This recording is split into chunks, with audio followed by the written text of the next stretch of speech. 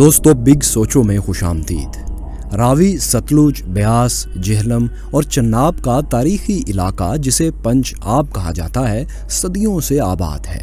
पंजाब को ये नाम हजारों साल पहले ईरानियों ने दिया था। इन 5 दरियाओं की सरजमीन को कदीम सिंध या हिंद की तहजीब में शुमार किया जाता है। दोस्तों, पंजाब की सरजमीन बर्र-ए-सगीर की तारीख का झूमर है। इस कदीम खित्ते पर कई राजों, महाराजों और बादशाहों ने हुकूमत की है।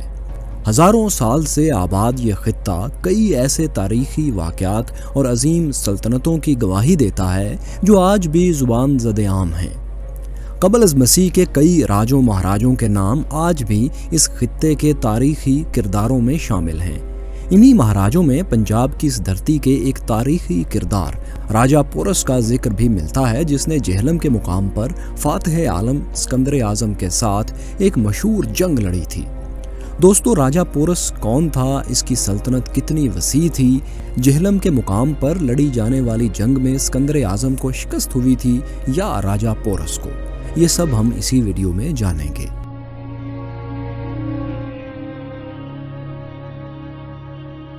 दोस्तों, इस बारे में मौर्रखीन का काफ़ी इख्तलाफ राय पाया जाता है कि राजा पोरस दरअसल कौन था, उसका कबीला क्या था और उसका दौर कौन सा था।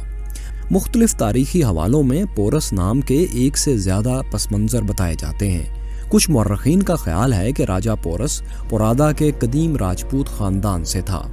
पोरादा पंजाब के इलाके की एक रियासत थी जो दरियाए जेहलम और दरियाए चन्नाब के दरमियान फैली हुई थी। बाज़ मौर्रखीन राजा पोरस को गुज्जर ज़ात से जोड़ते हैं और हवाले देते हैं कि गुजरात में मौजूद गुज्जर ज़ात के पौड या पोरिया गोत का ताल्लुक पोरस से है, लेकिन यूनानी तारीखदानों ने इस दावे को रद्द किया है। अजीम यूनानी मौर्रख आर्यान लिखता है कि पोरस एक बहादुर जाट हुक्मरान था और सिकंदर आज़म का सामना बहादुर और नडर जाट कौम से ही हुआ था।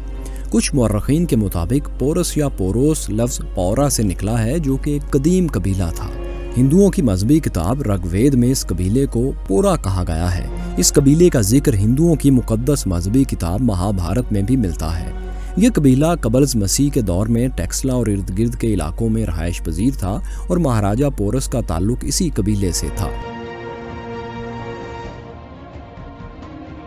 दोस्तों, हज़रत ईसा की पैदाइश से 327 बरस कबल यानी तकरीबन आज से 2300 साल पहले का पंजाब अपनी सकाफती, अस्करी और जुग्राफियाई बरतरी के कमाल पर था। इस बात का सबसे बड़ा सबूत ये है कि उस वक्त सल्तनत ईरान को अपने रवायती हरीफ रोमा के मुकाबले के लिए पंजाब की मदद दरकार होती थी। पंजाब के जंगजुओं, दो हैकल हाथियों और तेज़ रफ्तार शाहसवारों की शोहरत दूर दूर तक फैली हुई थी।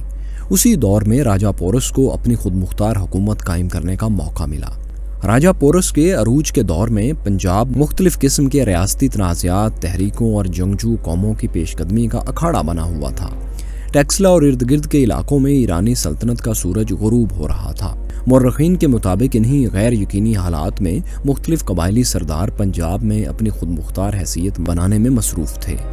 पूरा या पोरा कबीले के सरदार राजा पोरस ने भी इस सूरत हाल में चन्नाब और जेहलम के दरमियान अपनी आज़ाद और खुद मुख्तार हुकूमत कायम कर ली। अम्ब ख़ानदान के सरदार राजा अम्भी, जो कि राजा पोरस का हरीफ था, उसने मशरकी गंदारा यानी टेक्सला में अपनी हैसियत मजबूत कर ली। इस तरह मुख्तलिफ राजों ने राजा पोरस की सल्तनत के कुर्बो जवार में अपनी सल्तनतें भी कायम की। दोस्तों, इससे भी जाहिर होता है कि राजा पोरस की सल्तनत कोई बहुत वसी व अरीज़ नहीं थी, यानी सिर्फ दरियाए जेहलम और दरियाए चनाब के दरमियान का इलाका ही उसकी मलकियत था या उसका वो हाकिम था। शहनशाह दारा सोम ईरानी सल्तनत के आखिरी शहनशाहों में शुमार होता है। उसने सिकंदर आज़म के साथ 3 मशहूर जंगें लड़ी, लेकिन यूनानियों की जंगी हिकमत अमली के बायस तीनों जंगें हार गया। ईरानी, शामी और दीगर मौर्रखीन के मुताबिक 3 बार शिकस्त के बाद दारा सोम ने एक हिंदुस्तानी बादशाह फौर से मदद की दरख्वास्त की। मौर्रखीन के मुताबिक ये हिंदुस्तानी बादशाह फौर दरअसल राजा पोरस ही था। राजा पोरस ने इस दरख्वास्त का जवाब फौरी देते हुए शहनशाह दारा को हाथियों का एक दस्ता मदद के लिए भेजा। सिकंदर आज़म को शहनशाह दारा की इन जंगी तैयारियों का इल्म हुआ तो उसने तकरीबन 330 क़ब्ल अज़ मसीह में पूरी कुव्वत के साथ शहनशाह दारा की फ़ौजों पर हमला कर दिया। दारा की फौजें इस हमले का मुकाबला न कर सकीं और सिकंदर आजम का हमला कामयाब रहा। शहनशाह दारा इस जंग में कत्ल कर दिया गया और जंग के बाद ईरानी सल्तनत का मुकम्मल खात्मा हो गया। ईरानी मौरखीन के मुताबिक चूंकि राजा पोरस ने शहनशाह दारा की मदद की थी, इसलिए सिकंदर ने ईरानियों को शिकस्त देने के बाद कसद कर लिया कि वो हिंदुस्तान पर चढ़ाई करेगा। दोस्तों, फातिह आलम सिकंदर आजम, जो उस वक्त ईरान, मिस्र और इराक पर अपना मुकम्मल तसल्लुत जुमा चुका था, हिंदुस्तान पर कब्जा करने की गर्ज से 327 कबल मसीह में अपनी फौजें लेकर आगे बढ़ा। सिकंदर आजम हिंदुस्तान से होते हुए दर्रा खैबर के रास्ते हिंदुस्तान पहुंचा और टेक्सला के मुकाम पर उसने पड़ाव डाला। राजा पोरस की हमसाया रियासत टेक्सला का राजा अम्भी, जो कि पहले से राजा पोरस का हरीफ था, उसने सिकंदर आजम को अपनी मदद की यकीन दहानी करवाई और यूनानी फौजों को हाथियों का एक दस्ता भी फराहम किया। सिकंदर आजम ने अपने लश्कर के साथ टेक्सला में राजा अम्भी के यहाँ 1 महीने तक क़याम किया। इस दौरान सिकंदर आजम ने राजा पोरस के पास अतात की गर्ज से एक एलची भेजा। इस मौके को एक यूनानी मौर्रख ने यूं बयान किया है: सिकंदर आजम ने यह सोचकर कि दीगर बादशाहों की तरह पोरस भी उसका नाम सुनकर रोब में आ जाएगा, उसके पास अपना एक सफ़ीर भेजा और पैगाम दिया कि मेरी अतात कबूल करके अपनी सल्तनत की सरहदों पर आकर मुझसे मुलाकात करो। पोरस ने जवाब दिया, हाँ, मैं ज़रूर मुलाकात करूँगा, लेकिन ये मुलाकात मैदान जंग में हथियारों के साए में होगी। सिकंदर आजम ने राजा पोरस का ये जवाब सुना तो गुस्से में अपनी तमाम फौजों को यकजा करके जेहलम की तरफ चढ़ाई कर दी, लेकिन दरिया की तोयानी ने उसके रास्ते को रोक लिया। दूसरी जानिब राजा पोरस भी अपनी तमाम फौज को इकट्ठा करके दरिया के किनारे खैमाजन हो गया था। दोस्तों, यूनानी मौरखीन के मुताबिक इस मार्के में राजा पोरस की फौज यूनानियों की निस्बत बहुत ज़्यादा थी। एक यूनानी मौरख लिखता है कि राजा पोरस की फौज में 50,000 प्यादे, 3,000 शहसवार, 1,000 बगियां और 130 हाथी थे, जबकि दूसरी जानिब सिकंदर आजम की फौज में 15,000 सिपाही, 5300 शहसवार और 86 हाथियों के अलावा कई दर्जन मंजनेकें भी शामिल थीं।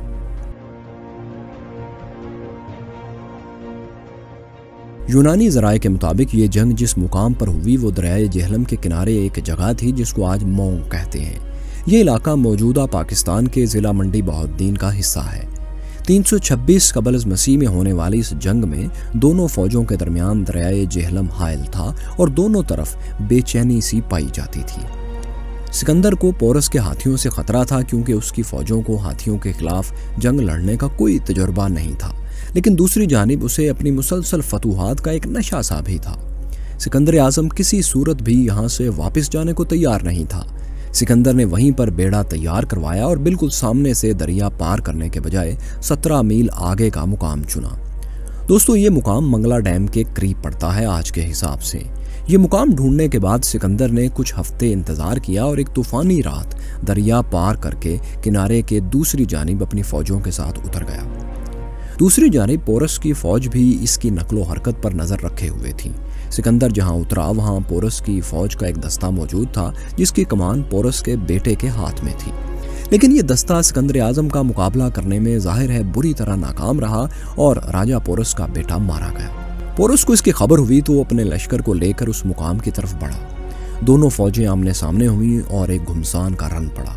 ताहम इस जंग में पोरस के हाथी आग के गोलों के खौफ से बदमस्त हो गए और पीछे की तरफ भाग खड़े हुए। एक यूनानी मौर्रख इस बारे में लिखता है, यूनानियों ने हल्के नेज़ों से हाथियों को ऐसे कारी जख्म लगाए कि वो बिलबिला उठे, हत्ता के मुहावतों के लिए उन्हें कंट्रोल करना मुश्किल हो गया। जख्म खुर्दा हाथी पलटे और अपने सिपाहियों को कुचलते हुए पीछे चले गए। दोस्तों, 8 घंटे के करीब जारी रहने वाली इस लड़ाई में सिकंदर का पलड़ा भारी रहा। पोरस की फौज के 3,000 सवार और 12,000 प्यादे मारे गए जबकि 9,000 कैदी बना लिए गए। मौरखीन के मुताबिक सिकंदर की फौजों का नुकसान सिर्फ 1,000 जानों का हुआ। पोरस, जो 6.5 फुट कद का ऊंचा, मजबूत और तवाना इंसान था, आखिरी वक्त तक खुद लड़ता रहा, मगर आखिरकार जख्मों की ताब ना लाते हुए गिर पड़ा और गिरफ्तार हुआ। यूनानियों ने लिखा है कि पोरस की फौज ने मैदान जंग में खूब बहादुरी का सबूत दिया। सिकंदर आजम राजा की दलेरी से बहुत मुतासिर था। गिरफ्तार होने के बाद उसने राजा से पूछा, तुम्हारे साथ क्या सलूक किया जाए? तो राजा पोरस ने तारीखी जवाब दिया कि मेरे साथ वही सलूक किया जाए जो एक बादशाह दूसरे बादशाह के साथ करता है। सिकंदर आजम राजा पोरस की जवामर्दी का कायल हो गया और राजा को सजा देने के बजाय न सिर्फ उसकी सल्तनत उसी को बख्श दी बल्कि कुछ और इलाके भी राजा पोरस को दे दिए। दोस्तों, सिकंदर आजम को पंजाब में जो मुश्किलात पेश आईं उसके बाद सिकंदर की फौजें मजीद किसी मार्के के लिए तैयार नहीं थीं। सिकंदर की फौज ने दरिया सतलुज से पार उतरने से इनकार कर दिया, जिसके बायस सिकंदर को मजबूरन फारस की तरफ लौटना पड़ा। चुनांचे वो अपने लश्कर को साथ लेकर बलूचिस्तान के रास्ते वापस चला गया। राजा पोरस के बारे में ज्यादातर मालूमात यूनानी मौरखीन ने ही दी हैं। ये बात काबिले जिक्र है दोस्तों कि किसी मुकामी या हिंदुस्तानी माखज़ से सिकंदर आजम की हिंदुस्तान आमद का जिक्र भी नहीं मिलता।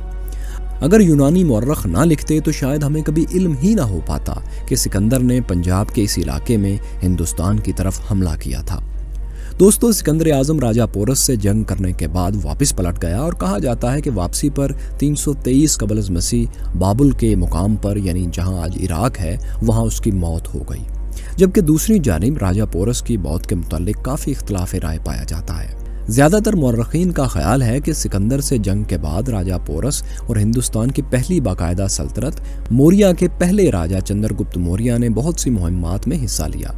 उनके ख्याल में राजा पोरस मजीद कई साल जिंदा रहा और जंगे जेहलम के तकरीबन 9 साल बाद 317 कबल मसीह उसको सिकंदर आजम के एक जानशीन यूनानी जर्नैल ने कत्ल कर दिया। एक कदीम अहदनामे में यह भी लिखा है कि राजा पोरस को सिकंदर की वापसी के कुछ ही अरसे बाद जहर देकर मौत के घाट उतारा गया। यूनानी मौरखीन के मुताबिक जंगे जेहलम में राजा पोरस को शिकस्त हुई, लेकिन कई हिंदुस्तानी मौरखीन इस बात को मानने के लिए तैयार नहीं। उनका कहना है कि सिकंदर आजम जैसा जालिम बादशाह इतने जंगी नुकसान और तकरीबन 1 साल की इस मुहिम के बाद राजा पोरस को न सिर्फ माफ़ कर देता है बल्कि इसे मजीद सल्तनत भी दे देता है। ये बात हकीकत के बरअक्स लगती है।